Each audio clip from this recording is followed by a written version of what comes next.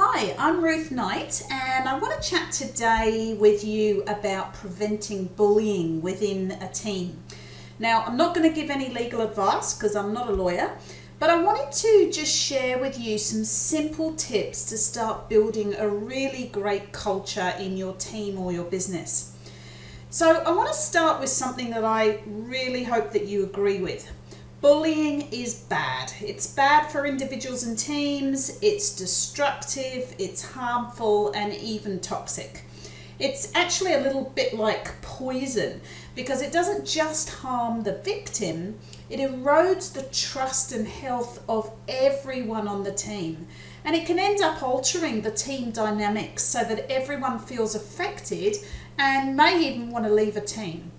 So if you find that there is a lot of bullying going on in your organisation or business, you may find that you have high staff turnover or high sick leave and many other things that destroy the performance and productivity of your workers. So what is bullying? Well, if you want to just explain it really simply, it's repeated unreasonable behaviour that creates a risk to health and safety.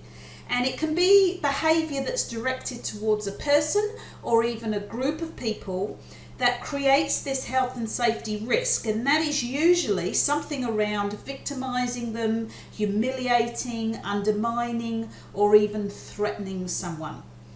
Now, very, very sadly, up to 72% of employees who've been studied and asked the question about bullying say that they've either witnessed or been a victim of bullying themselves at work.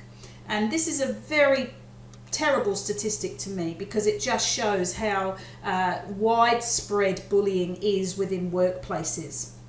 Now, bullying can be either verbally, physically, emotionally, and or cyberbullying, which is a much more common one these days. So bullying can occur between individuals or between groups, which means that there's many people and many forms of bullying that you need to be aware of and be alerted to when you see the signs. And even if you get a hint of bullying surfacing, you really need to address it straight away because bullying comes at a really high price. So it's not something that anybody wants to ignore. You really need to think about the long-term consequences of not addressing this situation. Now, when bullying does occur, there's been lots of studies that show it affects absenteeism, sick leave, stress, low productivity, and of course even things like depression, anxiety, and unfortunately even suicide, worst case scenario. But more commonly, you'll probably see a lot of staff turnover because who wants to be in a place or be subjected where there is bullying going on? But of course, when bullying complaints occur or when relationships are destroyed through bullying, you will find that your organisation is up for a lot of legal costs and compensation to people who've been victims or have witnessed bullying. And of course, all of that damages your reputation as an employer, as a brand, and it really doesn't do anything good for your business. So that is why we need to really address, but not wait till it even happens. We have to try and prevent bullying and make sure that it never surfaces within our organisations. So what are a few ways that you can start bully-proofing your team?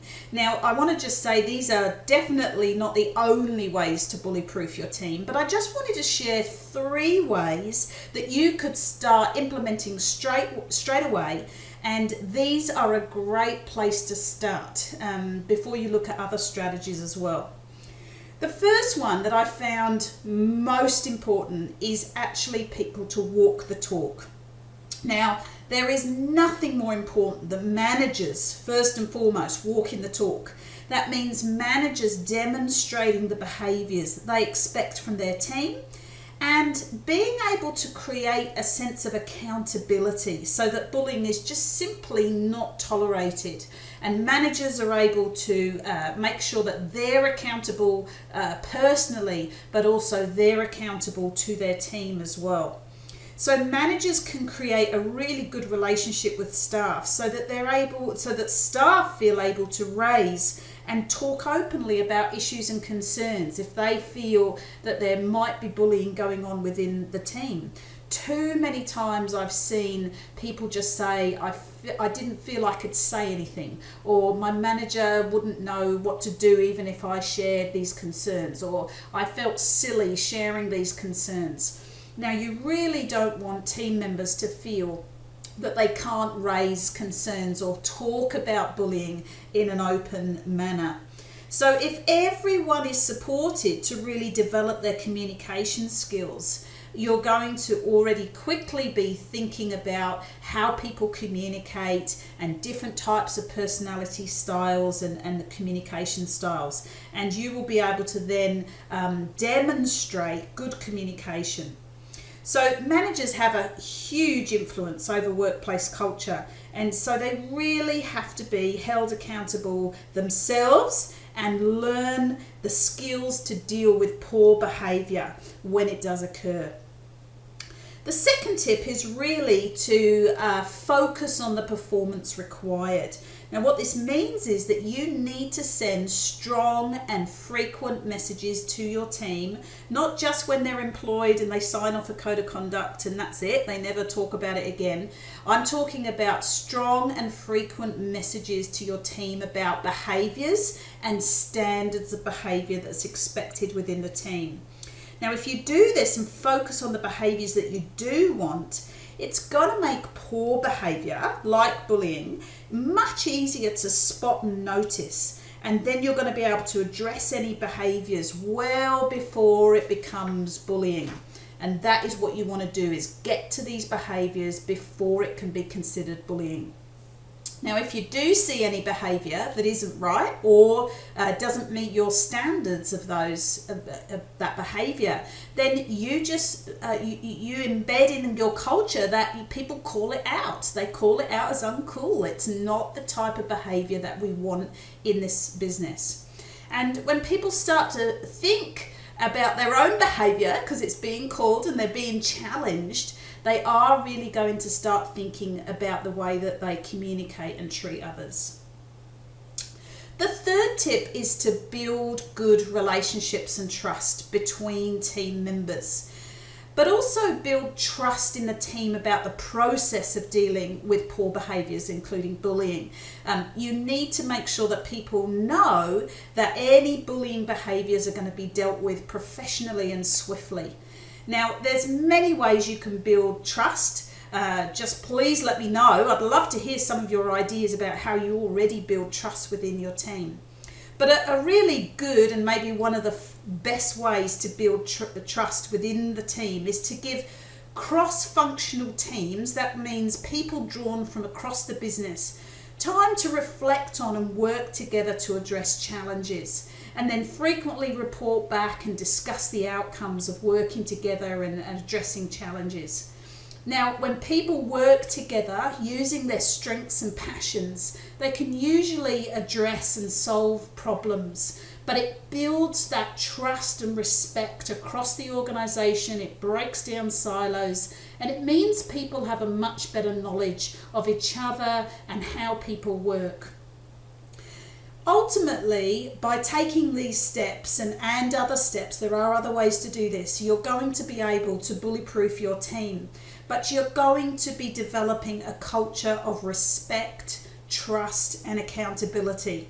So these three things alone, that's walking the talk and being personally accountable for respectful behaviour and good communication, putting the spotlight frequently on the behaviours that you expect from staff, and building good, trustful relationships between and across teams so that there's no silos and there's a lot of transparency and respect between people.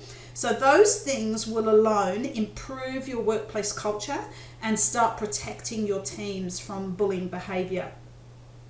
Ultimately, though, bullying occurs in cultures of silence where people don't feel that they have the time or the trust to share concerns. So it's incredibly important that you also have good policies and procedures in place so that people can trust that bullying is going to be dealt with swiftly and also very professionally. Thank you for watching this tip for strong teams. If you'd like to know anything more about preventing bullying, or perhaps it's creating high performance teams or just developing your workplace skills and your teamwork skills, please subscribe to this channel, and I'd love you to leave a comment for me, and then head over to the website strongteams.com.au. I'd really like to connect with you there.